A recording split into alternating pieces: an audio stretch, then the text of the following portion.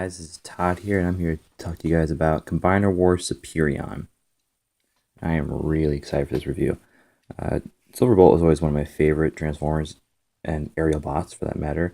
And I've always loved the aerial bots just about as much as I love the Dinobots, and especially Superion. So when I heard that Hasbro was starting to do a new Combiner Wars series, and Superion was part of that, I was just so stoked for that. I'm just gonna get right into the review, and seeing that he is a Voyager class. And I am really happy with the detail they put into this thing. I mean, one thing I've noticed with a lot of other combiners is that usually you can tell just by looking at it that it's a combiner because you've got like their head somewhere hidden in the back or something, or you can see the connector bits and stuff all over them. And you really can't see that in this toy. I mean, look all around. They did a very good job hiding away all those parts that would become part of the combiner form. Like his head is hidden in here, and then his connector ports are hidden right in his hand and kneecaps here, which is really cool. And they pay a lot of close attention to detail. This looks very much like his G1 self in the old cartoon, except for maybe the fact that he doesn't have wings sticking up. He kind of has wings here. And the only thing I would really change probably in this toy is if they had found a way maybe like swivel these wings up so you can have some wings sticking up in the back. But, whatever. I'm not complaining. It's a great toy. So for his weapons, he's got this really long barreled rifle. It's alright. I'm usually not a fan of weapons that look like this.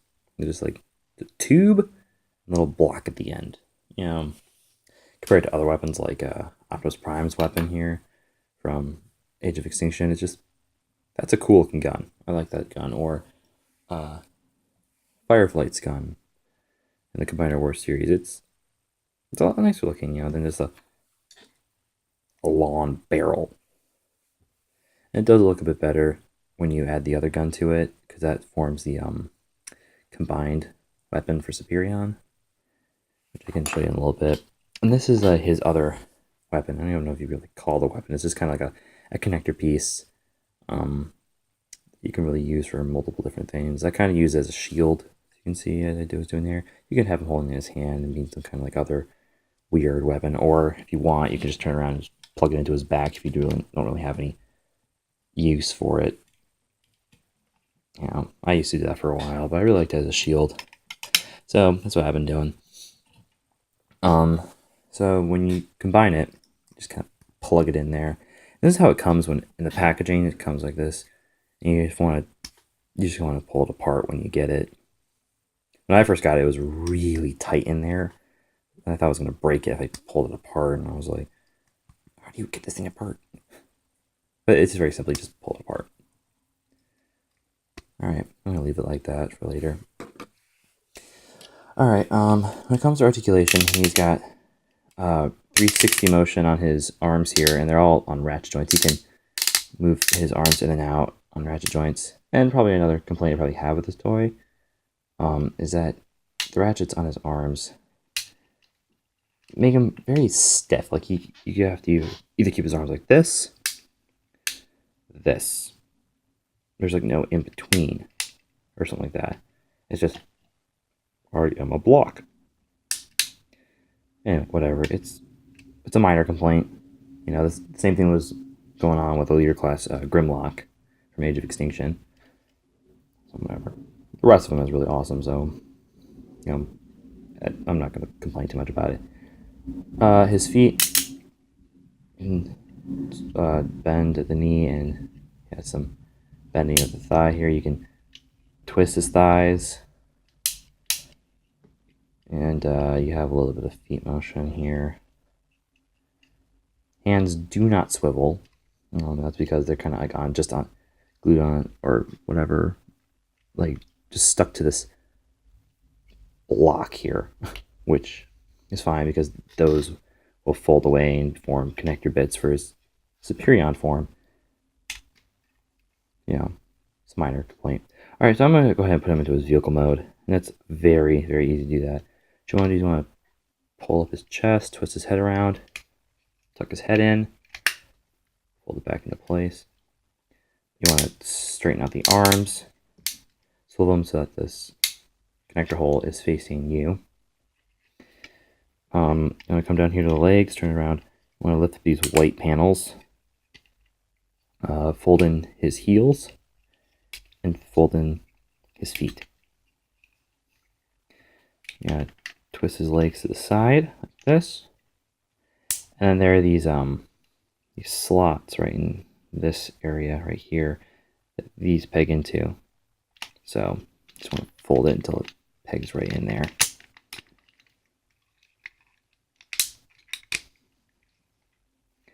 And then you're going to come around here, plug in his hands. Actually don't plug into anything. They kind of just rest here on the side. But they do stay in because these wings come and peg into the arm, so it keeps them into place so they're not just hanging loose. And you just want to fold that down and flip this up. And you can come in here and take his gun in its combined form, and peg it into these two peg holes. And that is the jet mode. It's not bad.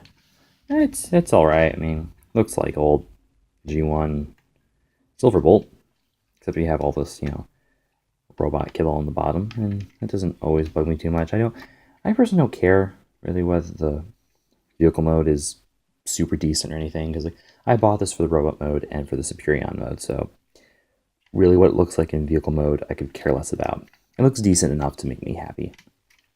And if you don't want this big gun just sitting on the front, there is a landing gear. Then you just pull out here, and you can set him down like that. And he looks good that way. Yeah. And so, yeah, that's really all I have to say about his vehicle mode. I'm going to turn him into his Superion form now. So what we want to do is start turning him into, sorry, fold that down. Fold that down next. Fold up the wings, and you're going to basically start turning him into robot mode. With a few slight differences, of course. Going to turn the arms all the way around so that these screws are facing you. Straighten out the arms, and swivel them so that these orange things are facing you. Fold back the hands. These are already where they need to be. Then you gotta get the head out of here, which is in his stomach. It's very hard to get that out. So what I like to do is I just kind of open up the head thing right here, and I stick my finger in until I can loosen it up and pull it out, and I just fold it back. But you are going to fold where this Autobot symbol is. There's like another panel right here. You just kind of gotta fold out, and it's going to form this. Just fill in that gap there. Flip it upside down. And his head, there's a peg that fits into a slot right here, if you can see that. It's going to just fit right in there. And then, I'm just going to slide these chest pieces in. Take these black pieces on the side and fold them down. And that is him ready for his Superion configuration. It looks really nice so far. I have the other Aerobots here, and I'm just going to go through all their reviews first before I post my full review on Superion. But so far, I really like how he looks. He's very cool, and they really did a good job of hiding away all those parts that will eventually become his chess mode, and really making it look solid even in this form. I really like. I love a solid Transformer figure. One of the problems I have with the Barudicus figure from Fall of Cybertron was just he felt so hollow in a lot of places, and they looked like they were going to combine. It's like they didn't hide that very well. I mean, they probably did the best they could with the materials they had, but I really gotta applaud Hasbro with this toy line. Well, anyway, that's my review on Silverbolt. Stay tuned. Next is going to be my review on Firefly or Fireflight. So, signing off.